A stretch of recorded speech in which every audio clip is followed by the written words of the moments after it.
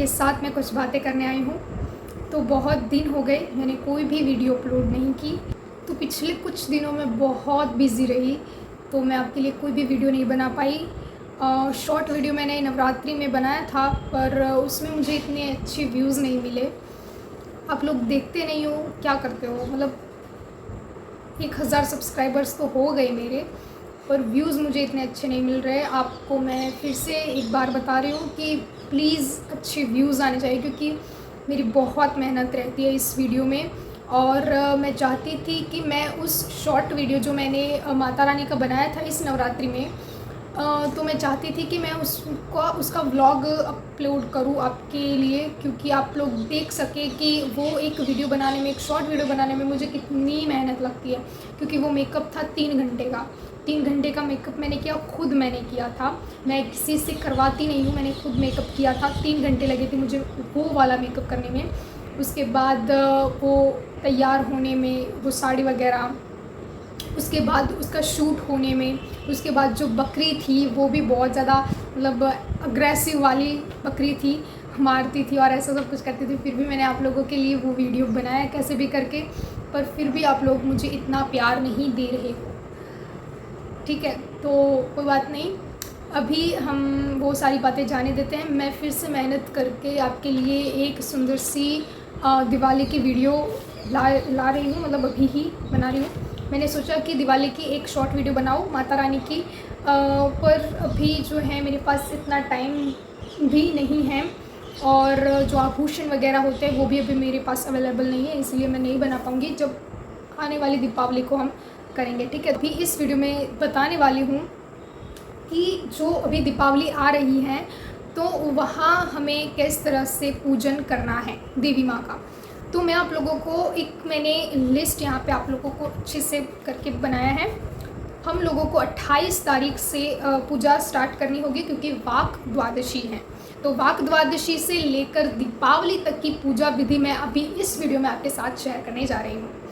तो नमस्कार, आज की वीडियो आपके लिए बहुत स्पेशल रहेगी, क्योंकि दीपावली को किस तरह से पूजन करना है आप लोगों को मैं बहुत अच्छी तरह से समझाने वाली हूँ।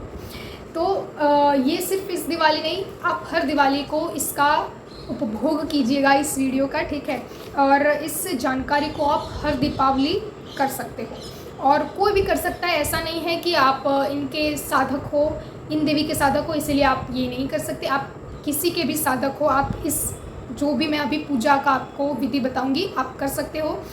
और ये बहुत ही ज़्यादा शुभ प्रभाव वाला है। श्री सूक्तम का ही मैं बताऊंगी अभी, बहुत ज़्यादा अमेजिंग रिजल्ट देने वाला है आप लोगों को। तो बात शुरू होती है पूजा की वाक द्वादशी, मतलब 28 तारीख को। तो 28 तारीख को आप लोगों को पूजा करनी है माँ सरस्वती की। उसके बाद आती है 29 तारीख। तो 29 तारीख को पड़ती है धनतेरस। धनतेरस को हमें भगवान धन्वंतरी और माँ लक्ष्मी का पूजन करना होता है। उसके बाद आती है 30 तारीख। 30 तारीख को हम मनाएंगे नरक चतुर्दशी, रूप चतुर्दशी, काली चौदश। तो तब हमें करनी है माँ काली का पूजन। और उसके बाद 31 तारीख को दीपावली मनाई जाएगी। मतलब 31 तारीख को रात से दीपावली की शुरुआत होती है, और 1 नवंबर को दीपावली दिवस में मनाई जाएगी। तो यहाँ पे मैं आप लोगों को बता देती हूँ जो पूजा विधि आप लोगों को करनी है। तो सबसे पहले बात आती है 28 तारीख की। तो 28 तारीख को आ रही है वाक द्वादशी। तो वाक द्वादशी में आप लोगों को पूजन करना है, वो आप लोगों को मैं अभी बता दूँ। वाक द्वादशी के दिवस आप लोगों को सबसे पहले सुबह उठकर स्नान आदि करना है। स्नान आदि से निवृत्त होकर जो घर में सफाई रहती है वो करनी है, जैसे कि छोटी मोटी जो होता है झाड़ू पोछा वगैरह। उसके बाद आप लोगों को जो स्वच्छ वस्त्र धारण करने के बाद, सफाई करने के बाद, आप लोगों को एक अच्छी सी जो आपका मंदिर का स्थान है जहाँ पे आप भगवान की पूजा करते हो, वहाँ पे एक श्वेत वस्त्र बिछा देना है। श्वेत वस्त्र के ऊपर माँ सरस्वती की मूर्ति या छवि आप लोगों को स्थापित करनी है। उसके पश्चात आप लोगों को अगर हो सके तो सफ़ेद चुनरी और माला अर्पित करनी है माता रानी को, और कुमकुम अक्षत से उनका पूजन करना है। उसके पश्चात आप लोगों को सरस्वती देवी के स्तोत्रों और मंत्रों का उच्चारण करना है। तो देवी सरस्वती के निमित्त उनका एक स्तोत्र है और एक शतनाम स्तोत्र है, आई थिंक, हाँ शतनाम स्तोत्र है, वो आप लोगों को पढ़ना है। वो बहुत ही ज़्यादा अच्छा है, वो मुझे पर्सनली बहुत अच्छा लगता है, देवी सरस्वती का शतनाम स्तोत्र। और उसके पश्चात आप लोगों को अगर आप कर सकते हैं तो मैं रिकमेंड करूँगी नील सरस्वती स्तोत्र। नील सरस्वती स्तोत्र जो है वो देवी तारा को निमित्त है, मतलब देवी तारा जो है उनका तांत्रिक स्वरूप है, देवी तारा जो है उनका एक और स्वरूप है नील सरस्वती का। तो वो आप अगर करते हैं नील सरस्वती स्तोत्र का पाठ तो वो बहुत ही ज़्यादा उत्तम रहेगा। नील सरस्वती स्तोत्र के बारे में मैं आप लोगों को एक अलग से वीडियो बनाकर लाऊंगी, ठीक है। अभी मैं एक काम करूंगी, ये दीपावली का सब कुछ समाप्त हो जाए उसके पश्चात मैं आप लोगों के लिए एक बहुत सुंदर सी नील सरस्वती स्तोत्र की वीडियो अपलोड करूँगी, ठीक है। वो आप देख लेना, आपको बहुत अच्छा लगेगा वो, और आप ज़रूर से करना। उसके बाद जो मैंने ये बात हो गई हमारे वाक द्वादशी की, तो वाक द्वादशी में मैं आप लोगों को एक मंत्र रेकमेंड करती हूँ, वो मंत्र आप लोगों को करना है। ये मैं आप लोगों को दिवस का पूजन बता रही हूँ, ठीक है। दिवस में आप लोगों को ये पूजन करना है। अगर आपको याद नहीं रहता तो आप नोट कर सकते हैं मैं किस तरह से कौन सी स्तोत्र या मंत्र बता रही हूँ। तो वाक द्वादशी को मैं आप लोगों को एक मंत्र दे रही हूँ, बीज मंत्र है, बहुत ही ज़्यादा शॉर्ट एम, जो एम मंत्र है, बीज मंत्र है, वो आप लोग अगर करेंगे पूरे दिन, अगर आपको मतलब जब भी आप फ्री हो तब मानसिक रूप से एम मंत्र का उच्चारण करेंगे तो बहुत ही ज़्यादा शुभ रहेगा। मैंने पर्सनली इसका उपयोग किया है एम मंत्र का और मुझे इसका बेनिफिट हुआ है, इसलिए मैं आप लोगों को ये रेकमेंड कर रही हूँ। मैं ऐसे ही नहीं कर रही हूँ बस सुना के या फिर पढ़ के कहीं से भी, ऐसे नहीं, मैं खुद पे भी मैंने ट्राई किया है और मुझे उसका फल मिलता है, रिजल्ट मिलता है, उसके बाद मैं आप लोगों को रेकमेंड करती हूँ, ठीक है। तो एम मंत्र का उच्चारण अगर आप दिन भर करते हैं तो बहुत ज़्यादा शुभ रहता है। अगर नहीं कर सकते तो कोई बात नहीं, आप मंत्र कर सकते हैं, मतलब माला करके जो पूजा करता है उस दौरान आप मंत्र जो माला से मंत्र करते हैं उस तरह से चैंटिंग आप कर सकते हो। उसके बाद आती है धनतेरस। तो धनतेरस से आप लोगों को जो भगवान धन्वंतरी का पूजन करना है, जो भी पंचोपचार पूजन रहता है उनका स्थापन करके, जिस तरह से हमने देवी सरस्वती का स्थापन किया था बिल्कुल उसी तरह से हमें धनतेरस को धन्वंतरी भगवान या फिर माता लक्ष्मी का पूजन करना है और उनका स्थापन करना है। भगवान कुबेर का भी आप स्थापन कर सकते हो। तो उसके बाद जो आप लोगों को उसमें धन्वंतरी भगवान के जो मंत्र इत्यादि होते हैं, उनके जो स्तोत्र इत्यादि होते हैं, उनका भी आप पाठ तभी कीजिए, ठीक है। ये दिवस की पूजा मैं आप लोगों को बता रही हूँ, फिर से मैं आप लोगों को एक बार बता दे रही हूँ ताकि आप लोगों को कन्फ्यूज़न ना हो। मैं आप लोगों को एक बार बता दूं कि धनतेरस को जिस प्रकार से हमने वाक द्वादशी को एम मंत्र का उच्चारण किया था, उसी तरह हमें धनतेरस को ह्रीम मंत्र का उच्चारण करना है। ह्रीम मंत्र जो कि आप लोगों को नवाण मंत्र में मिल ही जाएगा, ओम ऐम ह्रीम क्लीम चामुंडाय विच्चय। तो वो वाला जो ह्रीम है वो हमें यहाँ पे उपयोग करना है धनतेरस के दिवस। जिस तरह से मैंने कहा कि आप अगर पूरे दिन कर सकते हो तो कीजिए, वरना तो फिर जो चैंटिंग करते हैं माला से उस तरह से आप कर सकते हो ह्रीम मंत्र का उच्चारण, ठीक है। उसके पश्चात आती है 30 तारीख को नरक चतुर्दशी। नरक चतुर्दशी को मैंने जिस प्रकार से आप लोगों को कहा है, माँ काली की चौकी बिठानी है और माँ काली की चौकी बिठाने के बाद उनका पूजन करना है, उनको श्रृंगार अर्पित करना है, भोग चढ़ाना है और उनको जो है उनका कवच अगर आप पढ़े, काली कवच बहुत ज़्यादा सुंदर है और अगर आप रोज़ करते हैं काली कवच तो आपको किसी और चीज़ की ज़रूरत है ही नहीं, ठीक है। तो ये आपको करना है काली कवच। और उसके बाद उनके भी जो सहस्त्र नाम है, काली सहस्त्र नाम अगर आप कर सकते हैं तो अमेजिंग, ठीक है। काली सहस्त्र नाम का पाठ करें, काली कवच का पाठ करें और जो अर्जुनकृत काली स्तोत्र है उसका भी आप पाठ करें, वो भी बहुत ज़्यादा सुंदर है। देवी काली के लिए तो आप लोग जितना मतलब स्तोत्र और मंत्र इत्यादि कहेंगे मैं आप लोगों को बताती ही जाऊंगी। उनका मंत्र भी आप कर सकते हैं, क्लीन मंत्र का उच्चारण हमें करना है। देखिए मैं आप लोगों को फिर से एक बार, मैंने पहले भी एक वीडियो में ये बात स्पष्ट की थी कि यदि आप लोगों को माँ काली से रूप चाहिए, सौंदर्य चाहिए, तो आप क्लीन मंत्र का उच्चारण करें। और अगर आप लोगों को माँ काली से शक्ति चाहिए, बल चाहिए, तो आप लोगों को क्रीम मंत्र का उच्चारण करना है, ठीक है। क्रीम और क्लीन, क्लीन मंत्र एक हमारे भगवान श्री कृष्ण का भी है और क्लीन माँ काली का भी है। तो आप क्लीन मंत्र का उच्चारण करेंगे तो आपको अपार सौंदर्य की प्राप्ति होगी और अगर आप क्रीम मंत्र का उच्चारण करेंगे तो आपको अपार बल की प्राप्ति होगी। ठीक है, तो उसके बाद में आप लोगों को 31 तारीख को पड़ रही है दिवाली। तो दिवाली को भी मैंने आप लोगों को बताया, दिवाली के दिवस आप कलश स्थापन अगर करते हैं हर बार तो कीजिए, और सुबह यही तरह से आप लोगों को करना है। परंतु अभी माँ लक्ष्मी के लिए और माँ लक्ष्मी के निमित्त, माँ लक्ष्मी भगवान राम के निमित्त यहाँ पे हमें दीपावली के दिवस हमें उनकी चौकी लगानी है और उनका पूजन करना है विधिवत रूप से। उसके पश्चात मंत्र जो है दीपावली के दिवस माँ लक्ष्मी के मंत्र का आप उच्चारण कर सकते हैं। ओम ह्रीम महालक्ष्मी नमः जो मंत्र है उनका बहुत सर्वश्रेष्ठ मंत्र माना जाता है, वो आप कर सकते हैं। उसके बाद आती है, ये तो मैंने आप लोगों को बता दी दिवस की पूजा विधि। ठीक है, मैं आप लोगों के लिए एक बहुत सुंदर सी विधि लाई हूँ। ठीक है, 3 दिवस की आप पूजा करनी है, आप लोगों को साधना करना है। ये आप कोई भी कर सकते हो। ठीक है, जिन लोगों ने अभी तक एक भी साधना नहीं की है वो लोग, मैं तो कहती हूँ इसी साधना से स्टार्ट कीजिए अपनी साधना लाइफ को। तो बहुत ज़्यादा सुंदर साधना है ये, 3 दिवस की है। इसमें ना तो कोई आप लोगों को इस तरह से अनुभव होगा। ठीक है, मैं आप लोगों को बता दे रही हूँ, इसमें कोई ऐसा अनुभव नहीं होंगे आप लोगों को, ना ही कुछ ऐसा। इससे बस आपको धन लाभ होगा और जीवन में खुशहाली आएगी, इसके अलावा और कुछ भी नहीं होगा। ना ही इससे कोई नकारात्मक ऊर्जा अट्रैक्ट होगी। सिर्फ और सिर्फ अगर कुछ होगा तो वो होगा सकारात्मक ऊर्जा अट्रैक्ट। ठीक है, तो ये जो साधना है 3 दिवस की है, हमें स्टार्ट करनी है धनतेरस की रात्रि से। 9:30 बजे से आप इसे स्टार्ट कर सकते हो। ठीक है, 9:30 बजे से लेकर सुबह के 4 बजे तक आप इस साधना को कंप्लीट कर सकते हो। तो इसमें आप लोगों को और कुछ भी नहीं करना है, बहुत सिंपल है।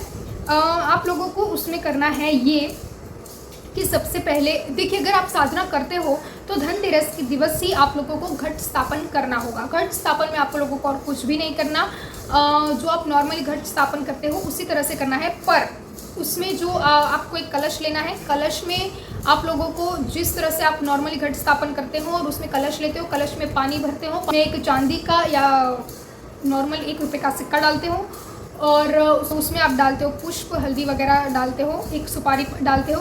तो इसमें आप लोगों को क्या करना है कि इसमें पानी डालना है, उसके बाद कुमकुम, हल्दी और अक्षत डालने हैं। उसके बाद आप लोगों को इसमें 11 या 6 कमलगट्टे डालने हैं। जो लोटस के बीज आते हैं कमलगट्टे, वो हमें इसमें डालने हैं।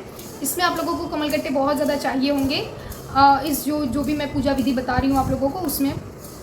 उसके बाद आप लोगों को क्या करना है कि इसके बाद आप लोगों को उसमें एक पान का पत्ता भी डालना है। अशोक या आम के पत्तों से हमें उसके ऊपर जो कवर करना है और उसके ऊपर जो श्रीफल रखना है। तो उस तरह से आप लोगों को करना है। श्रीफल जो है वो लाल रंग की या पीले रंग के जो कपड़ा आता है उसमें लपेटकर हमें उसको श्रीफल को रखना है। तो ये हमने घट स्थापन कर दिया। उसके बाद हमें क्या करना है कि जो साधना विधि में अभी आप लोगों को बता रही हूँ रात की, उसमें आपको धनतेरस के दिवस से ही स्टार्ट करना है। उसमें आप लोगों को जो पूजा करनी है, ये आपने घट स्थापन तो कर दिया, उसके बाद आप लोगों को भोग लगाना है। और ये मैं आप लोगों को बता दूं कि माँ लक्ष्मी की चौकी वहाँ पे बिछानी है। ठीक है, धनतेरस के दिवस से आप स्टार्ट करते हैं। इसमें मैंने कहा था कि काली चौदश आती है तो धन्वंतरी जी की जगह पे आप लोगों को माँ काली का स्थापन करना है।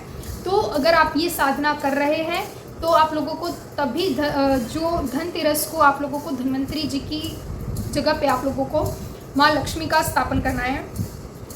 और माँ लक्ष्मी का वो जो आप चौकी बिछाते हो वो हमें 3 दिन तक वैसी ही रखनी है। ठीक है, वहाँ पे इससे कुछ भी उठाना नहीं है काली चौदश के दिन। ठीक है,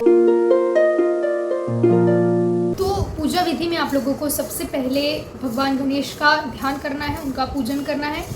उसके बाद आप लोगों को करना है कि सिद्धकुंजिका स्तोत्र। ठीक है, सिद्धकुंजिका स्तोत्र आप लोगों को मैंने बहुत सारी वीडियो में आपको बताया है कि सिद्धकुंजिका स्तोत्र हमें किसी भी हम पूजा विधि करते हैं, पूजा करते हैं, पूजन करते हैं, साधना करते हैं, उसमें सबसे पहले हमें सिद्धकुंजिका स्तोत्र का पाठ अवश्य करना चाहिए। इससे क्या होता है, हम जो भी करते हैं ना वो सिद्ध होता है।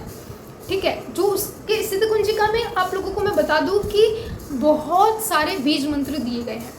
वो बीज मंत्रों का उपयोग करके आप लोगों का जो भी आप करते हो वो सिद्ध हो जाता है। मंत्र करते हो, स्तोत्र करते हो, अष्ट करते हो, जो भी करते हो वो सारा सिद्ध होता जाता है। इसीलिए मैं आप लोगों को हर बार यही रेकमेंड करती हूँ कि आप लोग जो भी पूजा करते हो उसमें सबसे पहले से श्री सिद्धकुंजिका स्तोत्र का पठन एक बार अवश्य करें। ठीक है, उसके बाद आप लोगों को मैं बता दूँ कि उसके बाद हमें करना है श्री सूक्तम का पाठ।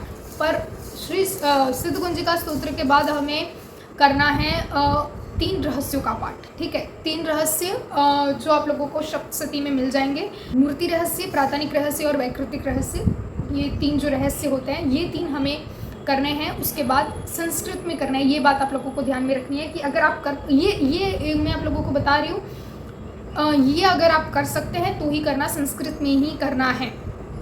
ठीक है, संस्कृत अगर आपसे सही उच्चारण होता है तभी करना, वरना तो फिर अगर हिंदी में करना है तो हिंदी में भी आप कर सकते हैं, इसमें भी कोई प्रॉब्लम नहीं है। बट संस्कृत में करेंगे तो बहुत ज़्यादा सुंदर रहेगा।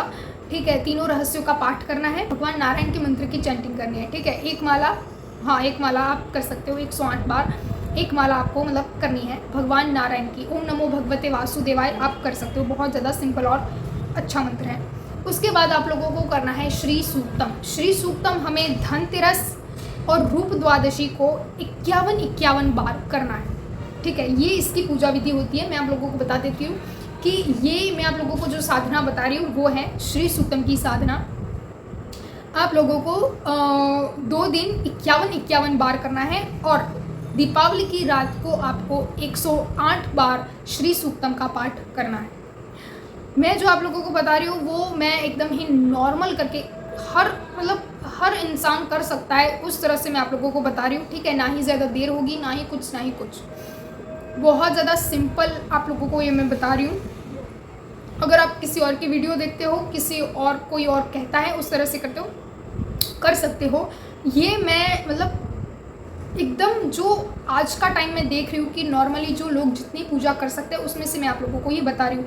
मैं चाहती तो मैं आप लोगों को बता सकती कि धनतेरस और रूप चतुर्दशी के दिवस भी आप लोगों को 108 बार ही करनी है श्री सूक्तम का पाठ, पर नहीं, आप लोगों को वो 2 दिन अगर आप 51 बार करेंगे तो भी चलेगा। मेन यहाँ पे दीपावली है और मैं तो कहती हूँ ये जो मैं पूजा साधना यहाँ पे आपको बता रही हूँ वो मेन तो दिवाली के लिए ही है। ठीक है, ये 2 दिन आप लोगों को मैं इसलिए करने के लिए कह रही हूँ ताकि जब मतलब हम ना जब पूजा स्टार्ट करते हैं ना तो पहले 2-3 दिन जो माँ होती है उनको पता नहीं होता कि मेरा बच्चा मुझे बुला रहा है। ठीक है, उसके बाद आप डेली उनको बुलाते हो, डेली उनकी पूजा करते हो, तो वो टाइम होते ही माँ वहाँ पे प्रकट हो जाएगी। आप लोगों को उनको बुलाने की, उनका आवाहन मंत्र करने की ज़रूरत नहीं रहती। ये मैं आप लोगों को स्पष्ट बता दूँ, उनका आवाहन मंत्र करने की ज़रूरत नहीं रहती। 1-2 दिवस यदि आप माँ को बुलाते हैं उसके बाद तीसरे दिन माँ स्वयं प्रकट हो जाती है जब हम पूजा करते हैं तब। ठीक है, उस स्थान पर वो स्वयं प्रकट होती हैं। मतलब आप लोगों को दिखाई नहीं देता परंतु जो हवा होती है उसमें वो सुगंध होती है और दीपावली के दिवस तो अवश्य होता ही है ये। इसलिए मैं आप लोगों को बता देती हूँ कि ये जो 2 दिवस हैं तब हमें श्री सूक्तम का पाठ करना है, इसीलिए क्योंकि माँ को पता चले कि अच्छा ये यहाँ पे ऐसे कोई अनुष्ठान हो रहा है मेरे निमित्त, ऐसे करके। तो आप लोगों को 2 दिवस 51 बार श्री सूक्तम का पाठ करना है। उसके बाद जो है दीपावली के दिवस माँ स्वयं प्रकट होंगी, उस दिवस आप लोगों को 108 बार ये श्री सूक्तम का पाठ कर लेना है। तो दीपावली की रात को आप लोगों को थोड़ा लेट हो जाएगा 108 बार श्री सूक्तम का पाठ करने में, पर ये बहुत ज़्यादा आप लोगों को अच्छा फल प्रदान करने वाला है। ठीक है, 3 रहस्य जो है वो हमें दीपावली को भी करने हैं। 3 रहस्य जो हैं उसमें आप लोगों को ये जो आप श्री सूक्तम कर रहे हैं ना उसके लिए आप लोगों को पावर मिलेगी 3 रहस्यों में से। ठीक है, उसके लिए आप लोगों को पावर मिलेगी मानसिक रूप से, शारीरिक रूप से। आप लोगों को श्री सूक्तम के लिए आप लोगों को जो आपका मानसिक बल है वो बढ़ेगा। उसमें मतलब 3 रहस्य में मैं आप लोगों को बता दूँ कि 3 रहस्य इतने शक्तिशाली हैं, मैं आप लोगों को बता दूँ। और अगर आप हिंदी में अनुवाद उनका पढ़ते हैं तो आप लोगों को संसार की सत्यता, शक्ति की सत्यता आप लोगों को उसमें पता चल जाती है। 3 रहस्य बहुत ज़्यादा अच्छे माने जाते हैं, तो ये आप लोगों को करना है। मैंने आप लोगों को पूरी पूजा विधि बता दी कि सबसे पहले हमें जो वाक द्वादशी को माँ सरस्वती का पूजन करना है, धनतेरस से हमें साधना स्टार्ट करनी है। और दिवस में आप लोगों को मैंने जिस प्रकार से कहा पूरा कि वाक द्वादशी को हमने जिस प्रकार से देवी सरस्वती की उपासना की थी, दिवसों में मतलब सुबह के टाइम हमें उस तरह से सात्विक रूप से ही करना है। वैसे वो ये जो मैंने अभी साधना बताई वो भी एकदम ही ज़्यादा सात्विक है, इसमें कुछ भी ऐसा नहीं है। और इसमें जो है आप लोगों को मैंने आप लोगों को जो साधना बताई उसमें आप लोगों को कमलगट्टे की ये आवश्यकता रहेगी कि 108 आप लोगों को कमलगट्टे लेने होंगे।